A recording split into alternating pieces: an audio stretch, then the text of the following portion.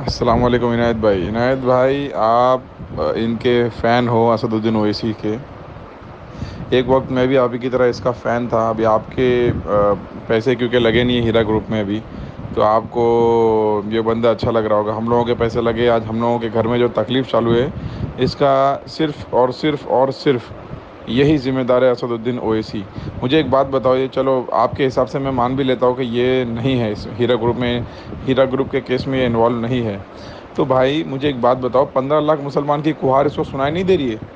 رمضان جیسے مہینے میں یہ افطاری کروا رہا ہے لوگوں کو, دارالسلام میں بلا کر افطاری کروا رہا ہے, تو اس کو ہم لوگوں کی کھوار نہیں سنائی دے رہی ہے؟ کیوں یہ آ کے سامنے لوگوں کو بولتا نہیں ہے؟ جب اس نے 4-5 لوگوں کی بات سن کے 2012 میں ایف آئی آر کروا دیا تھا ہیرا گروپ کے معاملے میں, تب تو کچھ نہیں ملا پولیس کو. جب 5-6 لوگوں کی بات سنا تھا نا اس نے, شہباز خان نے بولا 5-6 لوگ آئے تھے اسد الدین اویسی کے صاحب کے پاس, تو اسد الدین اویسی صاحب نے ان کی بات سنی اور انہوں نے ایف آئی آر کروا دی. تو میں جتنا بتانا چاہ رہا ہوں کہ آج 15 لاکھ مسلمان ان کو سوشل میڈیا پہ پکار رہے, اور یہ جا کے سب کو بلاک کر رہے ہیں, تو یہ آج آ کے سامنے بول کیوں نہیں رہے کچھ؟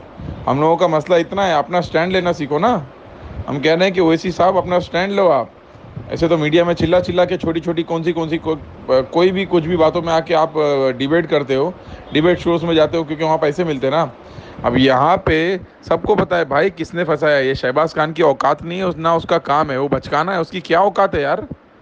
اس کی کوئی ٹچ ہے, اس کی کوئی پاور ہے کیا؟ ذرا تم بتاؤ میرے کو. یہ سب کے پیچھے صرف اسی کا پاور ہے, یہ چندی سا جو چھوٹا سا پاور ہے, یہ اسد الدین اویسی اپنا جو ایم پی کا جو پاور ہے وہ لگا کے جو ہے وہ اس نے اٹکانے کی پوری سازش کی, پوری کوشش کی ہے. پر اس کے اوپر بھی ایک پاور ہے, اس کے اوپر ہے اللہ کا پاور, سپریم پاور.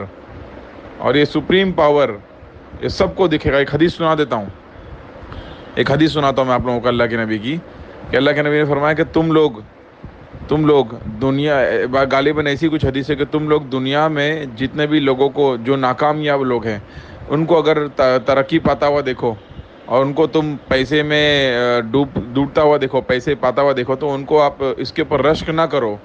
تم کو یہ نہیں پتا کہ مرنے کے بعد ان کے ساتھ کیا حال ہونے والا ہے. تم تو صرف وہی دیکھ رہے ہو نا جو ان کو ساتھ دنیا میں اللہ تعالیٰ نے دیا ہے.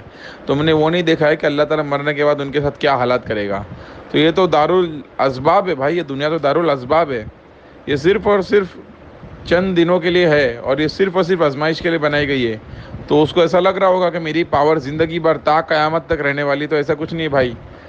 موت کے پہلے ہی اس کی حکومت جو ہے وہ حکومت کا نشہ ٹوٹ جائے گا. کیونکہ 15 لاکھ مسلمانوں کی روزانہ کی دعا, روزانہ کی بد دعا اس کو لگ رہی ہے, روزانہ کی بد دعا اس کو لگ رہی ہے. اور آپ مانو یا نہ مانو عنایت بھائی, وہ انشاءاللہ چیز آپ کے سامنے بھی آ جائے گی کہ اس کے پیچھے, یہ سب کرتوتوں کے پیچھے اسد الدین اویسی ہے. ہماری آپا ڈاکٹر نویدہ شیخ کو پھنسانے کے پیچھے AIMIM کا ہاتھ ہے, اسد الدین اویسی کا ہاتھ ہے. ٹھیک ہے بھائی, خدا حافظ.